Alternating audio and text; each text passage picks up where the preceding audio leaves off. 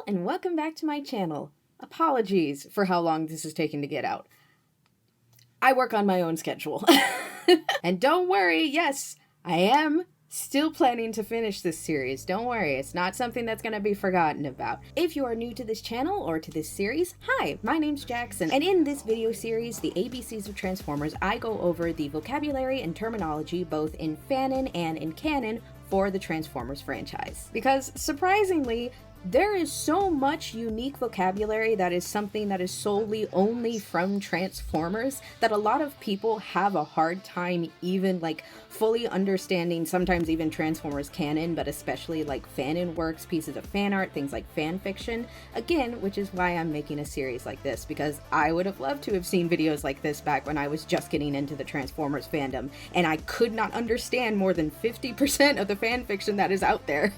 And in this second video, we will be going over anatomical and biological terms for Transformers and the Transformers franchise. Specifically in this video, we are more so going to be exploring fanon terminology that is especially prevalent in works like fanfiction. As a majority of the anatomical and biological terms that the fandom uses, or in spaces that I frequent very often, tend to use the fanon terminology rather than canon terminology, which is also something I should state. In spite that there are going to be some canonical terms in this video, a good chunk of them are still going to be fanon, again because I'm going over both canon and fanon terminology in this video series. So for instance, the technical canon term for a tongue in Transformers is just tongue, the same as the word we use for humans. But for example, in Transformers fanon, the word tongue is replaced as the word derma. So for example, if you really tried to Google a lot of these terms for yourself or on somewhere like TFWiki, you are not going to find what you're looking for when especially you have come from a fan fiction and you're like, what are these people saying? Which again is the reason I'm making this series, because even I've been having a hard time finding definitions or something that I can compare this to in real life to fully comprehend how to explain this all to y'all, because it makes sense in my brain.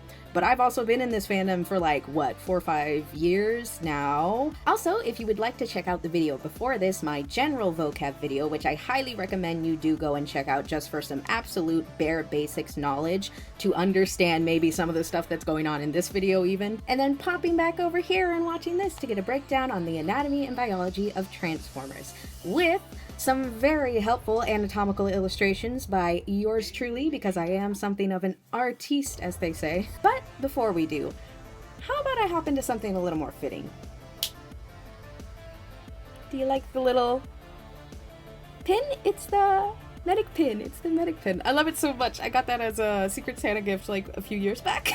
Also, I apologize so much for the glare in my glasses. My glasses are, as you can see, extremely reflective. You're just gonna have to deal with it. Since I'll be drawing, I literally can't see without them.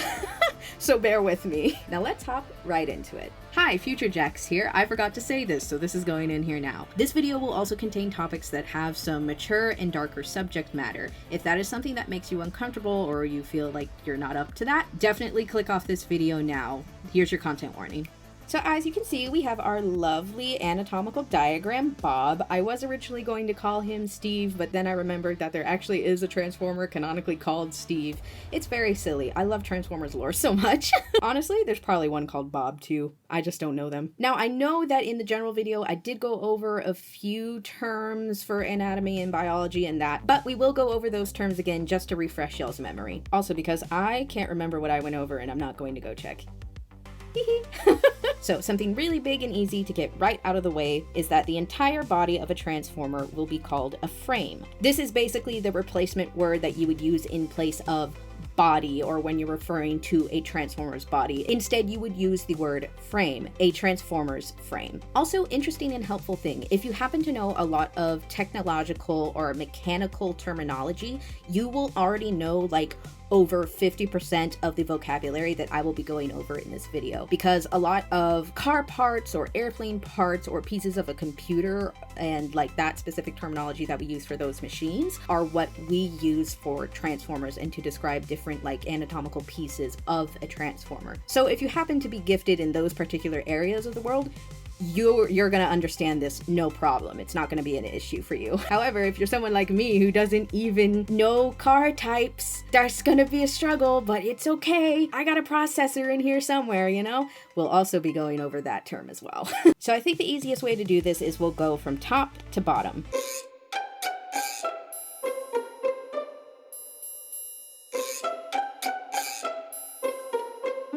So top of the transformer here, this entire section here, the head can be called the helm of a transformer, in reference to the word helmet. And we will also be going over some of these pieces that I'm highlighting here that Bob has, as well as some nitty-gritty terms that I haven't put on this full diagram, like the lips, tongue, etc. So to start with, these big old pointy bits. What the heck are those? So these big pointy bits are what we would call audioles, or audiole for singular. An audiole is basically a transformer's ear. Sometimes it is also just like a random little bit of kibble that can also be part of the audiole, but isn't necessary to how they like hear or like process hearing and such. It's kind of almost like this big antennae. For example, Optimus Prime is one of the best examples of this, especially in the IDW comics. He has these very long, pointy audioles that like almost look like bunny ears. It's very cute.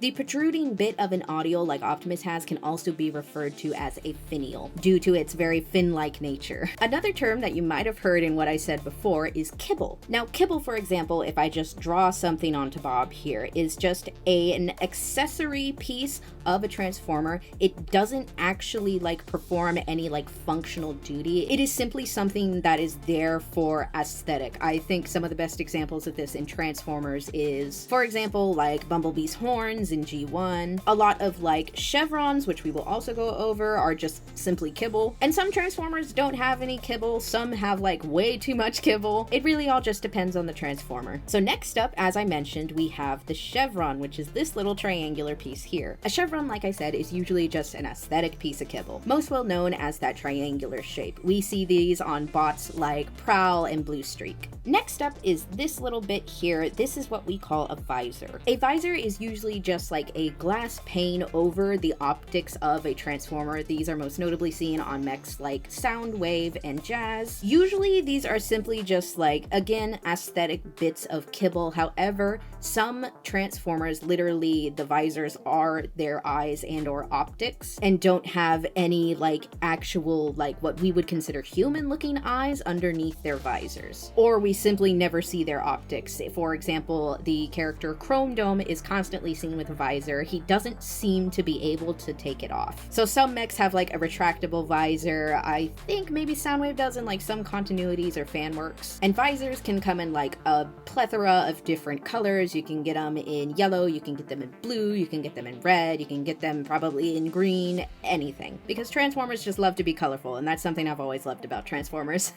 A visor can also be used as part of a battle mask, so it protects the optics of a Transformer.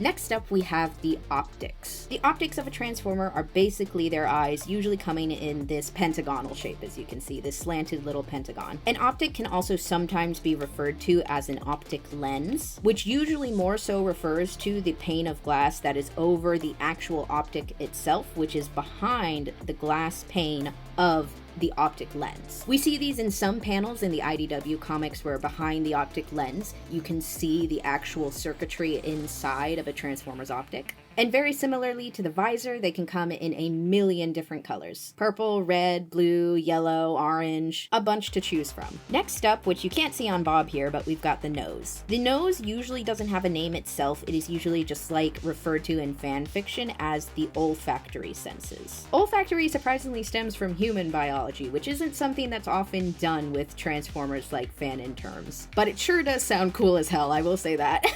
The olfactory senses can also just be like in reference to their sense of smell or what their version of sense of smell might be.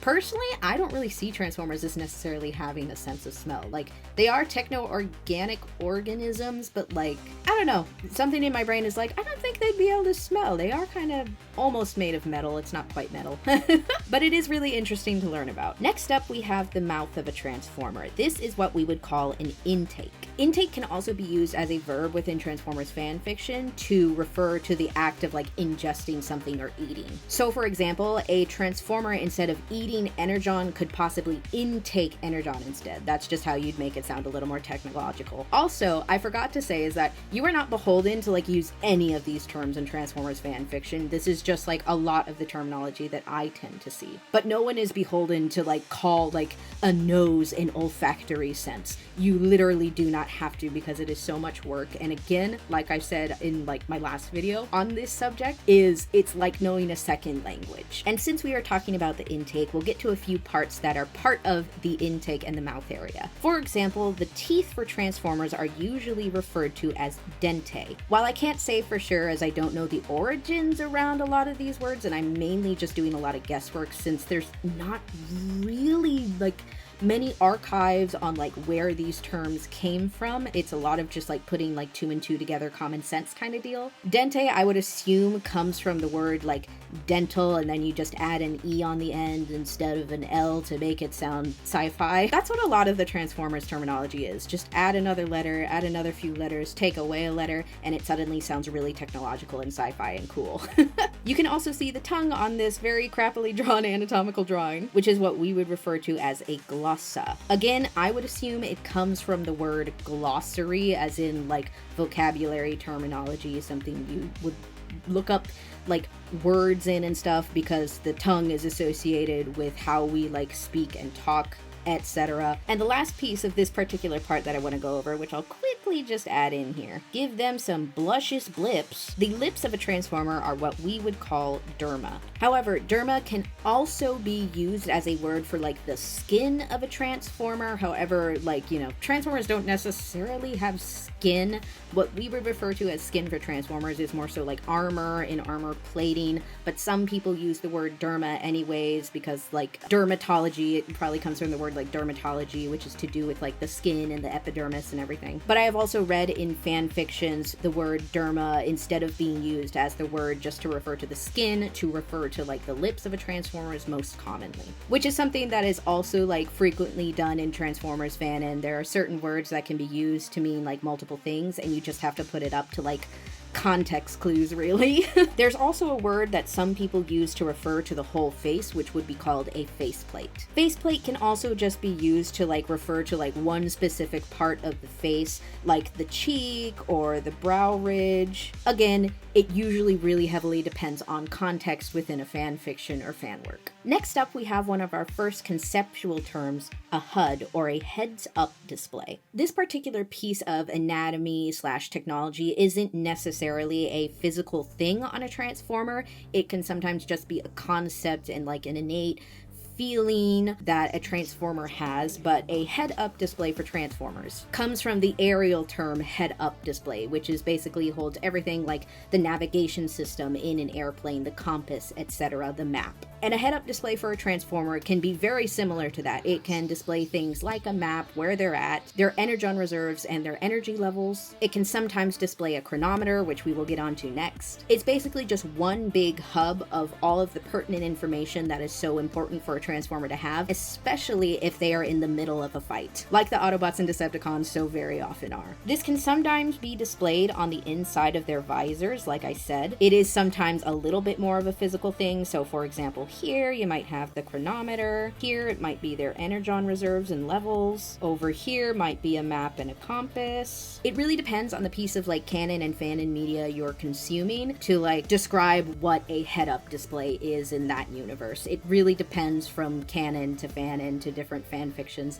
It's again, it's a very conceptual concept, and it isn't necessarily only one particular thing. Next up, as I mentioned earlier, we have the chronometer. A chronometer is basically an internal clock for a transformer. For example, like I made in the heads-up display sketch, you can see the chronometer up in the corner. It's usually more so how I've seen it portrayed in fan fiction is like a digital time rather than like a little analog clock or something, but again, it could really depend from fanon to fanon interpretation. A chronometer also sometimes isn't like just like a physical clock that they might have in the corner of their HUD. It can sometimes also just be like an innate feeling that a Transformers has in some fanon interpretations, which is like very interesting that they just have like this feeling. It's like having like a sundial, I guess, like from way back when humans didn't have things like clocks, so you just kind of guessed what time of day it was. That's kind of how I always like imagined like the more conceptual version of a chronometer is, except it would have to also be a little more accurate, which I would imagine it would probably be a little more accurate on something like a Transformer, since again they are techno-organic. We're sitting down now. My arm's getting tired.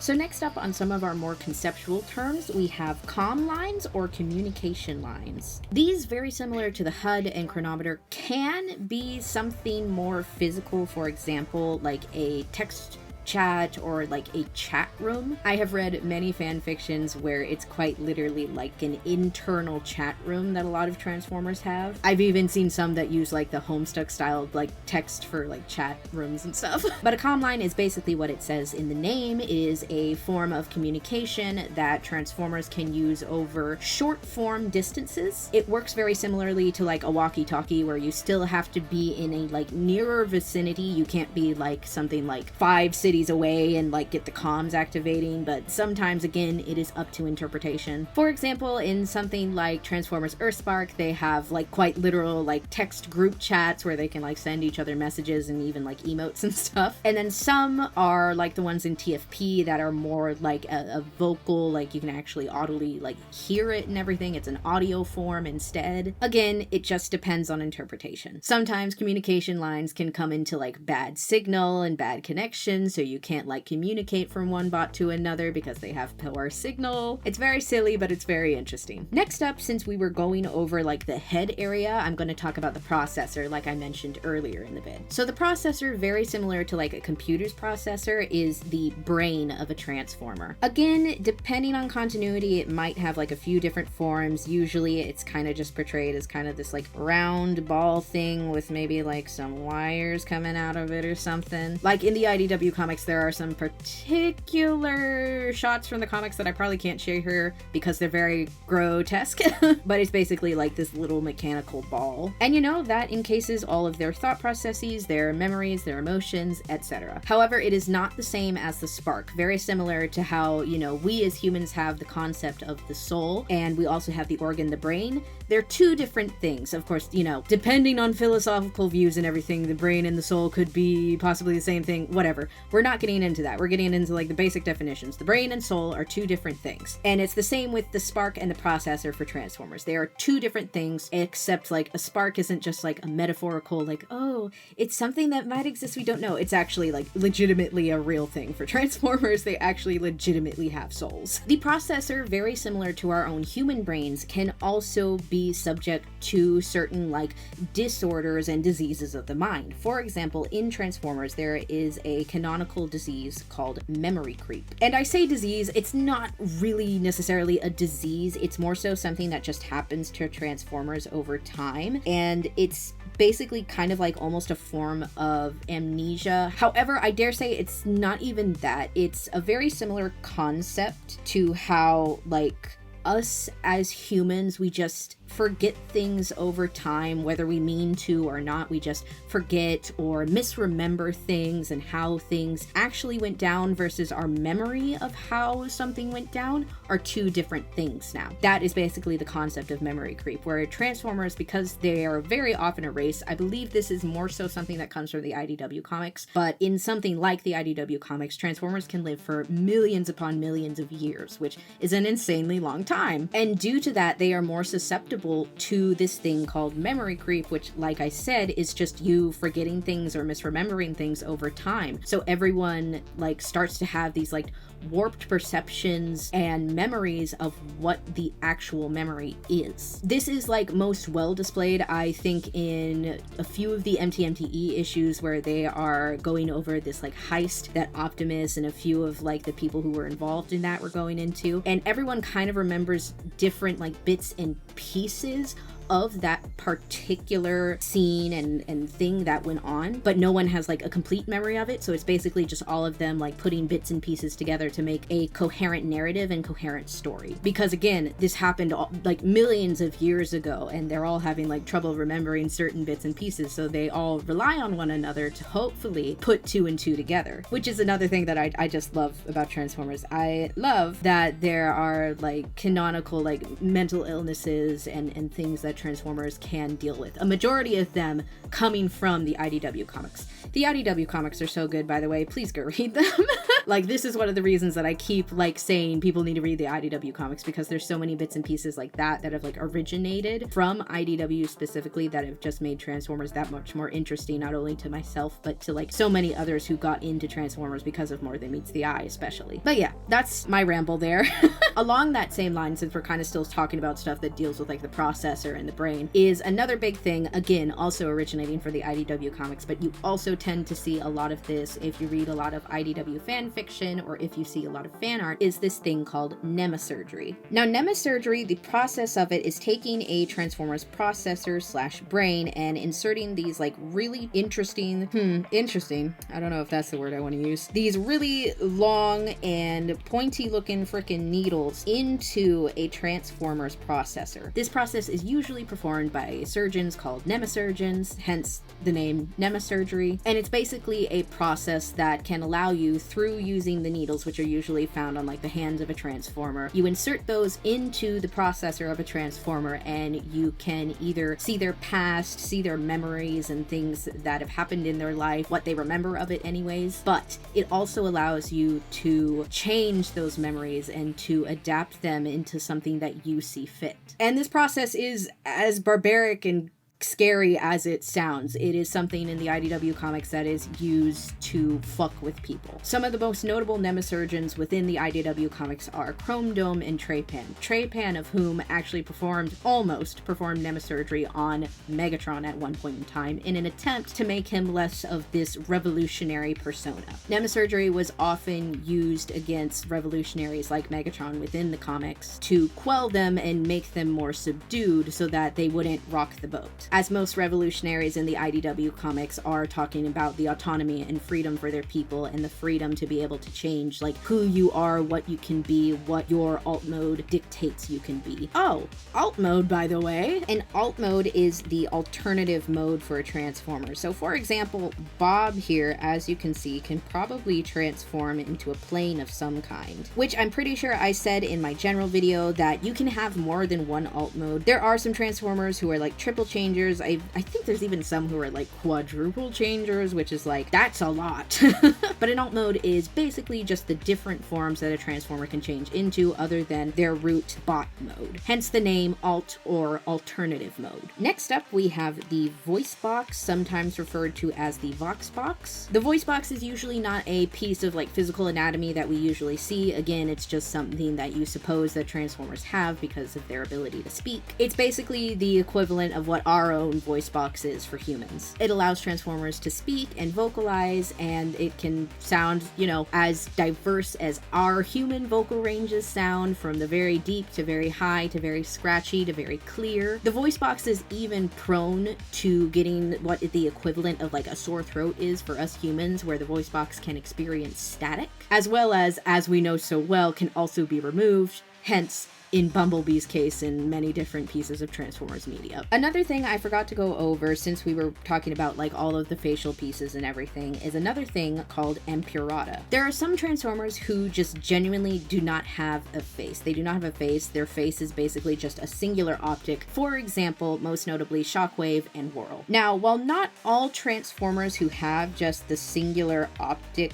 are like called Empurata in something like the IDW comics, there is a specific process by the name of Empurata, which involves the process of taking somebody, a Transformer who originally had a face, and taking that entire face away from them. So they no longer have two optics. They probably no longer have like a nose or an olfactory sense. They no longer have a mouth. They have nothing like resembling a face. It is, again, a very barbaric process that was used against the people of Cybertron, similar to Mnemosurgery. And this, again, is more so a concept that will come up if you go and read fan fiction. Unless you read the IDW comics specifically, I don't really think that there's any other pieces of Transformers media that we currently have that references like Empurata or like has the Empurata process. It's really only the IDW comics. The IDW comics, as you can tell, got real dark.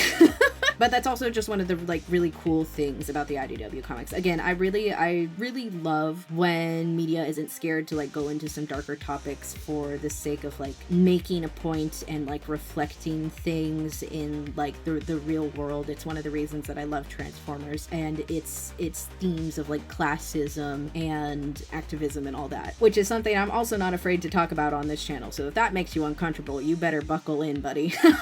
I will have more videos on topics like that in the future, trust me. But like I said, not every bot who like doesn't have a face and only has like the singular optic, like there's so many other different renditions of Soundwave. Not all of them are what we would consider like an Empurata victim, because Empurata doesn't exist in some universes. Like some Transformers we just assume are just like that, again, in reference to Shockwave in so many different continuities. Like in Cyberverse, for example, he still has only the single optic. It's the same in Bayverse. It's the same in TF1, though some have theorized about there possibly being an Empurata process in TF1, but until I see them like explicitly say otherwise or like implicitly get at Empurata possibly, I'm gonna just assume that Empurata doesn't exist in Transformers 1. But yeah, that's Empurata. Next up, moving down the line, we will move to this chest and the arm area here. So the chest area of the Transformer, which I think I also said this in the last video, the general video, the chest of a Transformer can be called a chassis. It can also sometimes be referred to as a chest plate. There's also a lot of Transformers terminology which you will pick up on in this video, and also if you go and read fan fiction or see fan art or other different pieces of fan media. A lot of Transformers just puts like the name of the anatomy piece plus plate or strut or so on and so forth. It's just like different versions of that sometimes. So if you've sometimes forgotten like any specific terminology for a Transformer, sometimes you can just say the name of the anatomical piece and just put plate behind it and it'll be fine. People will know what you're talking about. And even not, again, you can just call it a chest or a leg or a foot or a nose. It doesn't matter. That's if you want to be fancy with it. Now, as you can see on Bob here, he also has something called a cockpit. And a cockpit, very similar to the aerial term, is like, you know, where a human would usually go, but they don't really have humans, so a cockpit is more of like an aesthetic thing and something that just happens to be there on bots that just happen to have an aerial mode, because that's just part of having an aerial mode, I guess. And there are absolutely a good chunk of continuities that do actually go out of their way to omit cockpits in certain designs. For example, Transformers Prime Megatron. He is one of the few Megatrons with like an aerial mode, but he doesn't have a cockpit himself because he doesn't have a need to. It's not like he's taking humans on a ride or anything. And that can sometimes just help things to like look more alien. It's up to you though, whatever you want to like put on a Transformer. If you're making an OC, put a little cockpit on it. It looks nice in my opinion. Coming from a girl who loves the Seeker's designs. Moving up a little bit, you'll see this little part here on the neck of Bob here, and that is what we would call the neck cables. Fairly self-explanatory. They're just cables that happen to be on the neck. I usually tend to see, as you'll see in some of my fan art here, I tend to put them where the tendons for our necks usually are on Transformers. It just kind of like mimics something that's like slightly organic while still keeping it kind of like technological. Again, not all Transformers have neck cables. I think usually I just see it in like fan art more than I do in like any canonical designs, but sometimes they're there, sometimes they aren't. Just depends. Next up, we have these little guys here, and these are what we would call vents. A vent is basically kind of an airway for a Transformer. It's basically how they like expel air from their fans, which we'll also get onto. It's kind of fairly self-explanatory. Vents are also used for what we call venting for Transformers, which is basically their equivalent of breathing. Transformers don't really need to like breathe per se, but they do need to like expel like hot air and everything if their like systems overheat, because they are still like, again, technological beings. So that's what the vents are for. They basically act as what our nose is and our mouth is for us. And vents can like go anywhere on a Transformer. For example, Optimus has some vents vents. I think sometimes on his chest, like underneath like his window pane and everything. We also see that on the like little cheek bits of his like face grills and everything. They can go anywhere. It's just wherever like cars and automotives and airplanes and all that stuff would usually have vents on themselves. Next up, another conceptual term, the fuel tank. Again, even though this is like a physical thing on a transformer, we do not usually see it because, you know, similar to a human stomach, as this is what the fuel tank represents, you can't like just see it. That would be kind of grotesque. So it's like encased inside a transformer's frame. And this, again, very similar to the human stomach, is where all of their food sources go. And like I referenced on the head-up display, in some interpretations, transformers can see their energy reserves, which is what the fuel tank is for. It allows them to monitor whether or not they're hungry. So when they need to intake something again, it all goes into their fuel tank. Just like how when us humans like have like chips in a burger, it all goes to our stomach. Next up are these big boys that you can see behind Bob. They're pretty self-explanatory. Those are just wings, which you usually see on bots with aerial alt modes. But I do want to point out two specific pieces on Bob here, which I'll have to take away some of that commentary and word jumble so we can really get a look at them. You see here, there is an aileron, is what we would call it, as well as a fan. A fan, very similar to a vent, is just what allows a transformer to control from overheating. It just allows them to like cool themselves off. Very similarly to how a computer uses a fan. And these over here, the ailerons, which is specifically an aerial term. Don't ask me if I spelled that right. I don't know how to spell that. An aileron is basically just like a little flap like you see on like an airplane's wings. If you've ever looked out the window, if you're like having an airplane seat next to the wing, it's just that little flap that like goes up and down on an airplane. I think it like controls like the wind and like the direction of the plane or something like that. I'll put a definition here as to what an aileron actually fucking does. And it operates basically the same on a transformer for when they like transform into their alt mode. Most notably, we see these on mechs like Brainstorm. His are very prominent as his wings are like quite long and protruding, and you can like see the ailerons right there on that bit there. I actually wonder if the mech aileron actually has ailerons. I'm so sure she has wings. I don't know if she actually has ailerons. Future me, does aileron have ailerons? That would be so funny if aileron doesn't. That's RC's girlfriend, by the way.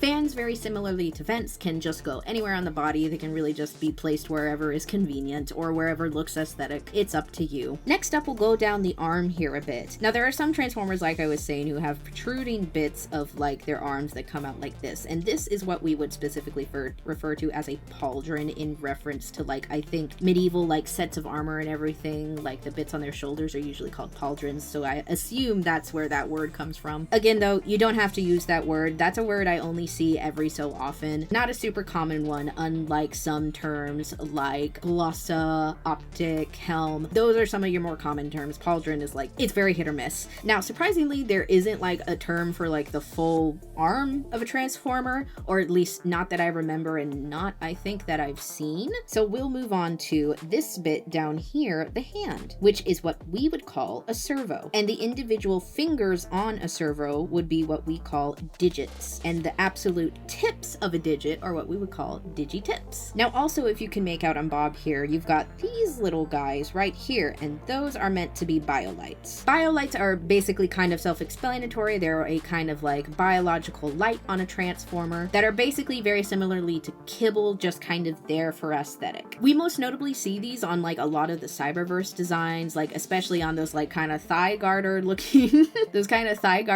thigh pieces that they have. Those are what we would consider biolights since they glow. We also see some biolights on Rodimus's like waist right there, and they're just glowing colorful lights on a transformer. Again, there for aesthetic and kind of just there to look cool and good. It's kind of like how on cars you can put like the RGB lights underneath their like doors and everything, so when you open up the door you got these cool colors like going off and everything, or you can like put them inside the car and it looks cool. It's kind of just like that. It's an aesthetic thing, and it does look really cool, let me tell you. It looks so cool. I fucking love biolights so much. It's one of the best parts about Transformers designs is biolights. I also really love rendering them as well. Biolights, very similarly to optics and visors, can also come in like a million different colors. Orange, red, purple, blue, whatever you want. Next up, we have the T-cog and or transformation cog. This is usually like kind of just a little ball situated inside a transformer. Again, it's not usually something we see. However, there are many instances where a transformer like has their like T-cog forcibly removed and everything, like in Transformers 1, what happens to Sentinel Prime. I think we also physically see a T-cog in Transformers Prime when Bumblebee gets his removed. And this is kind of the organ that allows Transformers to transform. Without it, they are incapable of transforming into their alt modes. And next up, we have the spark, which I will once again remove all of that around there so we can actually see it. But if we were to open up Bob's chest here, we would be able to see this little area inside him, which is called the spark chamber, which encases the spark,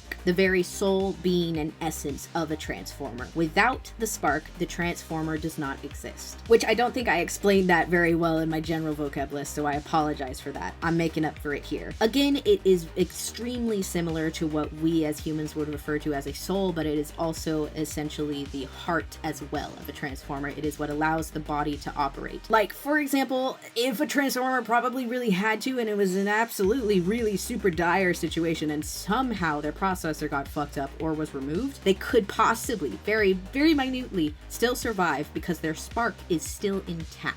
But again, this can depend on interpretation and how kind of dark you want to get with Transformers, really. There's usually also like a lot of like metal casing around the spark chamber, which is what we would call spark casing, and that is just to protect the spark. And it's usually stored in the chest of a Transformer, as this is usually one of the most protective pieces of a Transformer. It is very difficult to get to a Transformer's spark. You quite literally have to tear them apart to get to it. A spark chamber and spark casing is actually very similar to what we would consider like a rib cage or something. And again, you can like infer that the spark is like an extremely fragile organ. Like if you get to it, you can just take it and squash it in your hands and that's it. The Transformer's gone. Oopsies. But yeah, hopefully that won't ever happen to poor Bob here. Let's keep it that way.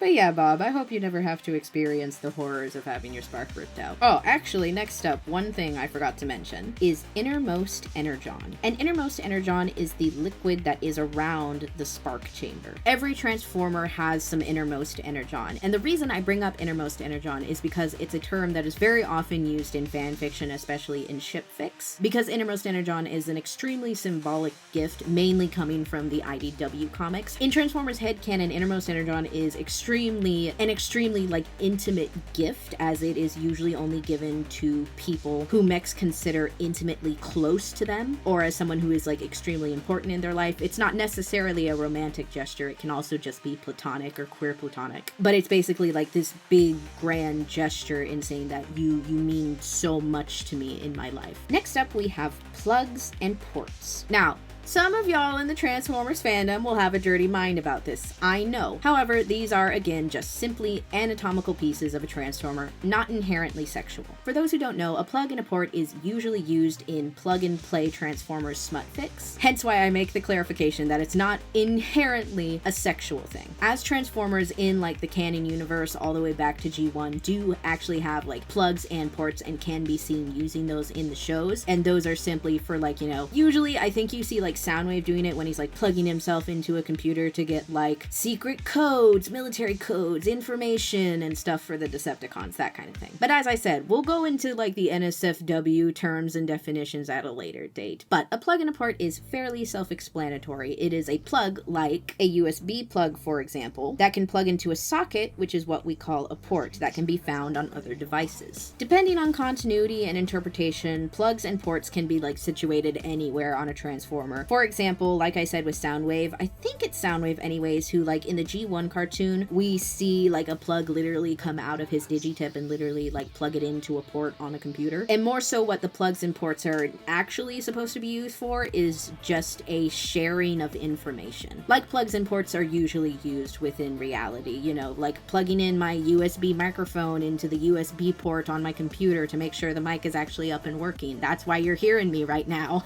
It is simply an exchange exchange and sharing of information from one place to another. That place usually being a computer and a transformer's processor, since it is a sharing of information but also like electrical signals. Next up we have the spinal strut. Again, like I said with chest plate, usually if you just put plate or strut at the end of an anatomical piece, you will have like a transformer's terminology. You will have a transformer's word, and that's basically what spinal strut is. You can infer as to what it means. It is basically the spine of a transformer. Again, usually like us human bodies, you can't actually see the spine. However, on some designs, like I think maybe you can see the spinal strut on Bay vs. Optimus. For example, Bob's back here would probably have a spinal strut within his like chest pieces and everything. You wouldn't actually be able to see it as his chest hides it. But yeah, nice and simple. Next up is this piece here, which is called the cod piece. Very similar again to pauldron, where it references a piece of like armor. This is usually the part of a transformer that covers the interface array, which again, in my valve plug and NSFW video, we will get into what specifically that is, but not in this video, not yet. Sorry to disappoint. But yeah, it's just a little protective piece of armor to like protect all the sensitive bits and everything basically. Which I will say, not every transformer has an interface array. Not every transformer needs to have an interface array, etc., etc. It just depends on your own interpretation and also how you want to write your smut. And one of the most titular and hilarious pieces of anatomy that is called the aft. You can probably guess what that is. You guessed it, it's the ass of a transformer, baby. And Bob's got a nice one. Double cheeked up on a Thursday night. Oh my god, Bob, scandalous. An aft can also sometimes be referred to as an afterburner, in reference to an airplane's afterburner, which is usually used as like a jet component, which helps with the thrust of an airplane and helps them to take off. Not really how transformers use their afts though. That's a bit of a funny image. It's just kind of there, it's just the place name for the butt. Next up we have joints, which are usually just like the bits in between like limbs that, again, very similarly to a human, allows a transformer to move. And sometimes they can be like little circle ball joints where a piece like the arm or something can like rotate to like move and stuff. And sometimes it's in reference to like a ball joint plus some wires that connect joints and everything. It's fairly self-explanatory. Next up is hip struts, which again are fairly self-explanatory. They're kind of the joints and like hip piece of a transformer. It's what allows them, very similarly to a human pelvis, to like rotate and like swivel on their hips. Sometimes it can also just be used to refer to a transformer's like hips and this like entire array here. Some of the most notable hip struts are all of the walk cycles in TFP. All of those walk cycles. They didn't have to animate them like that, but they did, and I thank them every day for it. Thank you, animators. I love you. Next up, another conceptual concept, a field or energy field. Now, a field or energy field is very much, I think it's a fanon term only. I don't think I've really seen this in like any other canon media or anything, but feel free to correct me in the comments. As well as like, if I happen to like accidentally like misinterpret some of these terms, or if you are an older fan of Transformers who like knows a little more than me and knows a little more about this terminology, absolutely feel free to correct me in the comments. This is a collaborative space and meant to like be helped with like the fandom and other fans and everything. So I do want to keep that open for everyone to like have a little bit of like fun with it and everything. Maybe like help each other out in the comments and everything. Again, energy field, like it says, that portrays a Transformer's like feelings and emotions. Again, it's a very conceptual thing where it's not like an actual physical thing. It's just like an innate feeling that a lot of Transformers have within fan media, especially in fan fiction. However, this is not something that is used like all the time. This is only, again, similar to I think another term I was talking about, pauldron, that's it. It only appears every so often. But basically, for example, if like a Transformer is having like a really bad day and they just feel really sad, that energy could be transmitting as energy in their energy field. So then if another Transformer comes close enough in contact with that Transformer, they can feel that energy field and sense that, oh, something's up here, you're feeling sad. It's kind of like a really interesting like hyper empathy for Transformers, except it's obviously to like a much higher extent, and it's more so like a physical feeling, which empathy can still kind of like manifest as a physical feeling, obviously, but again, still very like conceptual and giving it more of like a physical like place in the world. And like I said earlier, an energy field can also be dependent on how close you are to a transformer. It is sometimes a distance thing, and in some fan fictions, some energy fields can be like, a transformer can be having such a bad time or good time even, that their energy field can be felt by mechs who are like, let's say like a mile away or something. Probably not that far, I don't think energy fields can go that far, but that's just like for example. Next up we have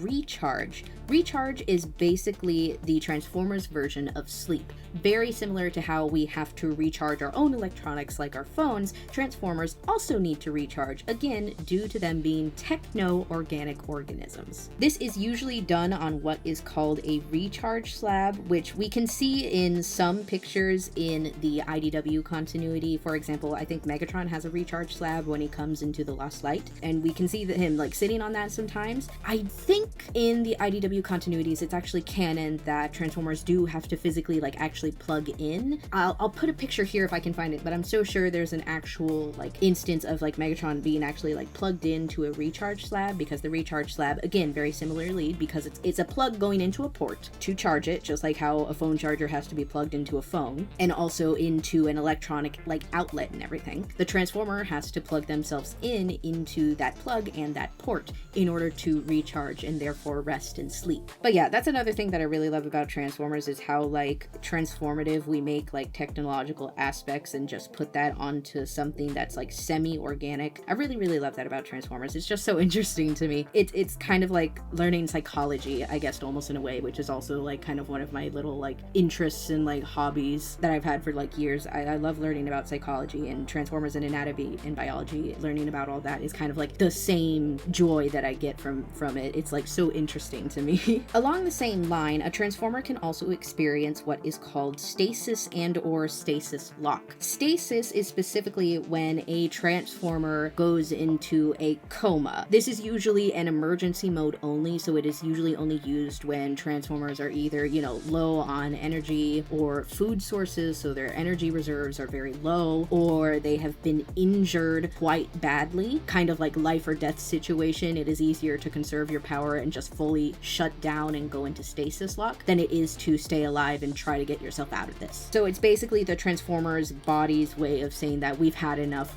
we have to shut down to like make sure we get through this alive. It's very often used in again, many different pieces of Transformers media. Probably in TFP, it probably definitely is in IDW as well. But yeah, it's a very like, this is an emergency kind of mode, because if a Transformer doesn't come out of stasis lock, very similar to how humans, if we don't come out of comas and if things are not resolved, we will eventually wither away and die. And it's the same with Transformers. I think this is one of our last conceptual pieces, and it is subspace. Now, a subspace is kind of like this nebulous pocket that a Transformer can have. For example, let's just say Bob over here has like a little pocket on his thigh here, like pants would, and it can open up to this sort of nebulous space in his thigh, which can hold like all matter of things. Usually it is used to like store weaponry or bits like data pads, but it's basically kind of just this like weird little nebulous space, and I think the origins of it was just to use it as an explanation as to why Transformers, like when they put their guns behind their back and everything, and then suddenly their hand came out from behind their back and they don't got the gun anymore. That is what subspace is meant to be like an explanation for, like, oh, they put it into their subspace because that's a thing that they have now,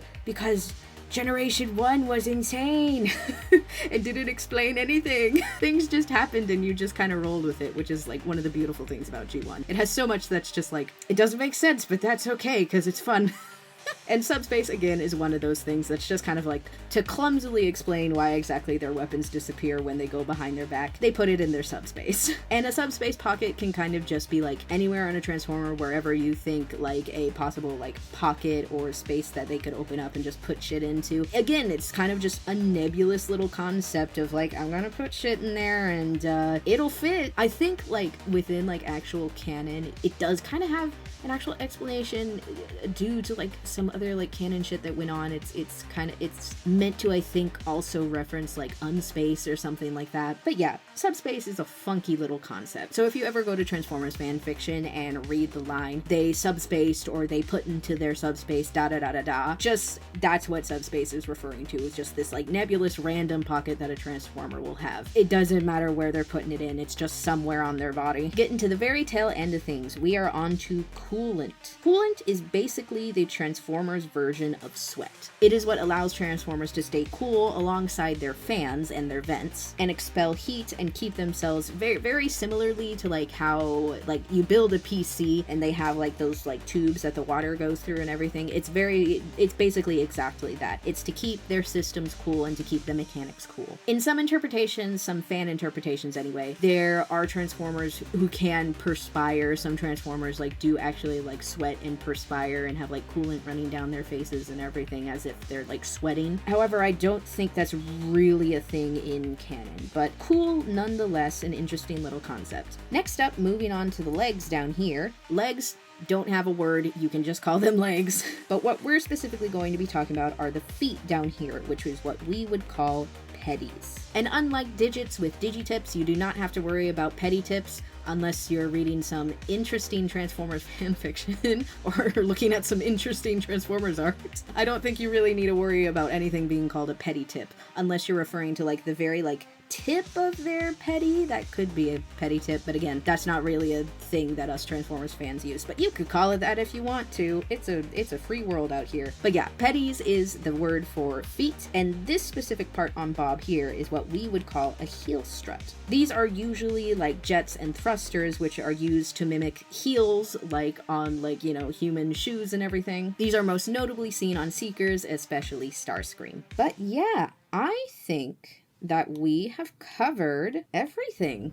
Really? Say goodbye to Bob, everyone. He was our wonderful assistant in all this, and he deserves a thank you. But I think that is a majority of the anatomical and biological terms that I've put into the big old Google Doc file for this series. Again, I'm still working on that at the moment. That is not going to be linked in this video yet. Honestly, it might not be till the last, at this rate, it might not be till the last video in this series. We'll see what happens, really. No promises. But I hope y'all enjoyed learning from your certified medic. If there are any terms I missed, or again, if there are any terms that I didn't explain all that well, absolutely feel free to pop your questions in the comments or pop in other terms within the comments and let me know, and those will absolutely be on the Google Doc for future use. I really hope that this has been helpful for y'all, especially those wanting to get into fan fiction or honestly even just into more Transformers canon media. Again, Transformers anatomy and biology is especially like knowing a second language, and it's just really hard to like navigate around when you are new to this fan base. So I really hope that this provides that resource here for you all. And quickly before I sign off here,